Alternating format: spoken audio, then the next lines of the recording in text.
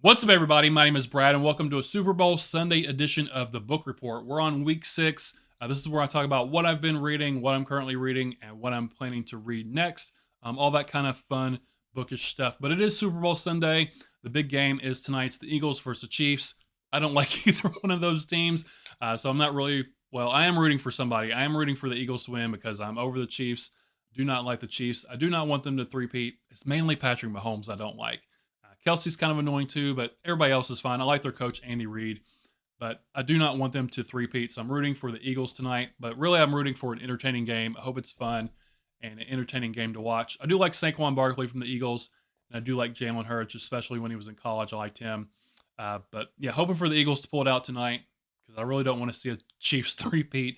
But that's neither here nor there. We're not here to talk about football. I'm a Bengals fan. They didn't even make the playoffs, but hopefully we can get a better defense and make a run next year. Like I said, we're not here to talk about football. We're here to talk about some books. So what did I read this week? So I did not finish anything this week, but I am working on a couple things. I'm still working on, I can't remember if I started this last week or not when we talked. I can't remember. But anyway, I did start Demon Copperhead by Barbara Kingsolver. I'm right around the halfway point. I'm like 260, 270 pages into it. And it's really, really good so far. Our main character's name, his real name is Damon. They call him Demon as a nickname, and then Copperhead. His father had really red hair, and he's kind of got the same red hair, so that's where the Copperhead name comes in. The nickname Demon Copperhead, which is a play on David Copperfield by Shakespeare, which this is kind of inspired by. But this story is really, really good so far. This kid, um, he's around 10-ish, 11 years old through the story, for the most part, from what I've read so far. He's just had a rough go of it. Nothing in his life really goes well. He doesn't have any good luck. He's had to deal with, his dad died before he was ever born. His mom is in and out of rehab. Doesn't seem like really anyone truly loves him. His mom says so, but she's going back in rehab all the time, so she can't really love him that much if she's getting addicted to alcohol and drugs and not really caring for him. He's had to deal with some abuse and whatnot. I don't want to go into specifics, but he's had a rough go of it, and nothing ever goes his way. And it seems like it just keeps getting worse and worse and worse. But I'm at the 50% point. I don't want to spoil anything, but he's kind of in a good place now. So much so that I'm actually like dreading reading the next chapter and then reading the next chapter after that because I've got this sick gut feeling that something bad is right around the corner for this kid. And it's just the good thing that he does have going is just going to end up, going sideways in some way and not working out. And he's going to be back to where he was before, dealing with, the crappy bad luck and the terrible things he's had to go through. So I'm like halfway through and I kind of want to stop just because, oh, I can leave it here and use my imagination. Oh, yeah, he stayed in this good place and went on from there and lived out the rest of his days happily ever after. But I'm not going to because it is a really good book. But that's where I am at this point. Halfway through, he's in a good place. I don't want to read on because I'm dreading the bad thing that I know I can just feel it coming around the corner for this kid. But it's all set in like Appalachia. It's either Virginia or West Virginia. I can't remember for sure. But it's excellent so far. I definitely want to read more Barbara Kingsolver after this. If you're fans of authors like David Joy, Tiffany McDaniel, Megan Lucas, and you like their types of their writing and their types of stories, I think you'll dig this as well if you've never read it. I'm halfway through Demon Copperhead by Barbara Kingsolver. Like I said, I'm really liking it, but I'm kind of dreading continuing on because I know the bad stuff's right around right around the corner for this kid. Also working on, I started it this week. So I was watching Crystal over at Fiber Artsy. I was watching one of her videos. I think it was her February TBR video. And she mentioned another channel, which I'm not familiar with, but I'm going to link both their channels down below to go check them out. She was talking about Kat's novel adventures, and she's got a video called Folklore February, where I guess she's got a bunch of prompts for different folklore books you can read throughout the month of February. I'm in a big mood reading mode right now, so I wouldn't be going through all the prompts and stuff. But a folklore book, that did sound enticing. Last week when I watched Crystal's video, so I did go through my stack of books and pull out a smaller little novella that I think is kind of a folklorish book, and that is Lure by Tim McGregor. I've read Tim McGregor's work before. I really enjoy his writing style. And this is a short little novella. It's just over 100 pages, like 116 pages and stuff. This one is about this kind of secluded little fishing village. And well, I'll just read the synopsis here. In the chapel of a forsaken fishing village on another world's shores, the sea-washed bones of old gods hang from the rafters. When a new god drifts into the bay, the menfolk fear nothing as they reach for their spears, but capturing her may be their last act of reckless bravado. That's as far as I'll go. I'm only a few chapters into it. I'm on chapter 4 right now. But this church, this parish, I feel like it would be Catholic since it's a parish. And the church has these old bones in here, like this hodgepodge skeleton. Part of it's human, part of it's whale bones. Here's a picture of it that's really cool. But that's hanging up in the church. I guess like that's who they used to worship before this parish came in, and then now I'm assuming they're going to fish something out of the sea. There's a storm on where I'm at right now. There's a storm blowing in, so maybe the storm blows in this new god, which I'm assuming is going to be some type of mermaid, based on what the cover is here, and the people of the village will have to grapple with that, and battling religions and everything like that. I like stories about small secluded areas, pagan religions and things like that. It mentions that the only way in and out of this town is through the sea. They're on one side is the mountain, which is impassable, so you can only get it out through the sea. So really secluded, isolated place, and what their gods are and what their religions are, and having to deal with that battle. It's good so far. Like I said, I like Tim McGregor's writing style. I haven't got too far into it, but I'm going to be finishing this up as well this week. This is Lure by Tim McGregor. And then on audiobook, I'm still listening to Danse Macabre by Stephen King. Like I said last week, it's okay. It's not my favorite. It is nonfiction.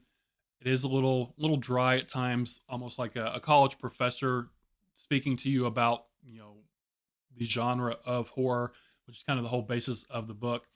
But the last part I listened to was talking about horror on TV, and this was published back in like the late '70s, early '80s.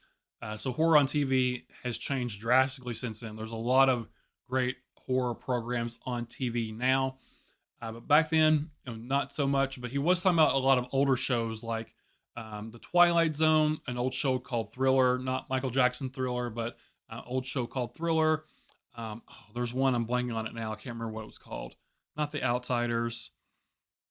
It's gonna bug me. I can't think what it's called. But anyway, he was talking about all these old, horror-ish TV shows, Twilight Zone especially, and it really made me want to go back and kind of watch these because I've never really watched the Twilight Zone. I've seen an episode here or there, but never sat down and watched it all. And the way he was talking about it and kind of his enjoyment of it and what they were about really made me want to go back and watch some of these older TV shows if you can even find them, especially like the show called Thriller. I think Boris Karloff was like the host for that, and they'd have like an anthology was a different kind of episode every week. But going back and trying to find those probably would be a challenge, but I think it would be fun to go back and watch some of these older horror shows from like the 50s and 60s and stuff. I think Twilight Zone was 60s, if I'm not mistaken. But he was talking about that, and now he's finally getting to the fiction. He started talking about Peter Straub's Ghost Story, which I have not read. I don't think I've ever read Peter Straub other than The Talisman, which he co-wrote with King. But other than that, I've never read just solo Peter Straub. I've got one of his books, Dragon something. I think it's got the word dragon in the title. But I do. He is an author I do want to check out and read some of, especially the Ghost Story. So Danse Macabre, it's going okay. I've got like 7 hours left. I think it's 18 hours long. I've got about 7 hours left. So I'm working on that. Be finishing that up. Who knows? I'm taking my time with that one. So that one's going slow. So that's what I'm currently reading. Oh, there is something I wanted to mention. Let me see if I can find it on here. I last year or year before last read the book Legends and Lattes by Travis Baldree. And then this year, one of the 25 books I want to read is the other one in that Bookshops and Bone Dust. This is one of the 25 books I want to read this year. But they just did the cover reveal for the third book, which I thought was really cool. I'll pop it up somewhere on the screen here. It's called Brigands and Bread Knives. And I just think it's a cool cover. I really enjoyed Legends and Lattes. It's a super cozy little fantasy story. I'm assuming this is also going to be cozy little story. And I'm assuming the third one is going to be as well. But it mentioned about a fan favorite character returning.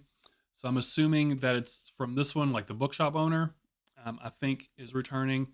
I don't know what the character's name is or which one they are on that cover, but I'm just excited for it. I thought it was a cool cover. Thought I'd show that off really quick because that first book I really enjoyed. I think I'm going to enjoy this one, this cozy little fantasy series that is coming out. So I just wanted to share that since that's a new cover reveal that came out recently. And then what am I planning to read next? So it is February. It is Black History Month, so I do want to try to read something by a Black author. I've got two here. I might read both, but I definitely want to try to get to at least one of these. First one is The Bluest Eye by Toni Morrison. I don't know much about. I don't know much about what this is about. That sounded weird in my head, but I think it's about a little black girl who thinks she's like ugly and wants to have the blue eyes and the blonde hair of the little white girl. I think this is kind of the gist of what this one's about. But I've read something else by Toni Morrison, Beloved. I really enjoyed that, so I want to read some more from her. So that's one option I might read this month, The Bluest Eye, and then the other one is Salvage the Bones by Jesmyn Ward. I think this is her debut novel. I read her other one, Sing Unburied Sing, about 5 years ago or so when I started the channel. I really love that one. This one's about a hurricane, I think. Yeah, hurricane in Mississippi. I think it comes in and ravages, the whatever town we're in here, and kind of dealing with the aftermath and the flooding and probably the loss of life and loss of property and things of that nature. This is another option I might read this month. Salvage the Bones by Jesmyn Ward. I'd like to get to both of them, but definitely want to try to get to one of them for sure. And then the other book I'm going to start probably after Demon Copperhead is going to be Beartown by Frederick Bachman. My buddy Jay, who co-hosts Paper Cuts together, he's reading Beartown, so we're going to read this one together. I think I said this before, but I didn't know that this was translated. I think he's Swedish, if I'm not mistaken. This is about a small town where hockey is the big thing. Like in the American South, football is the big thing. Hockey is the big thing here. And I think a death kind of kicks this off. So there's a death that's being investigated. Also, this small town, their team's trying to go to like the hockey playoffs. So a lot of tension and stuff going on here. I've heard this is an excellent book. I think it's the beginning of a trilogy. So if I like this one, I'd continue on with the other ones. So Beartown by Frederick Bachman is another book I'm planning to start sometime soon. But that's it. I think that's all I've got for you guys today. Short video. Didn't get a ton of reading done, but am enjoying what I am reading. But like I said, that's it. Hopefully you all enjoyed the video. Thank you for hanging out, spending your time with me. Again, my name is Brad, and I'll talk to y'all later. Bye.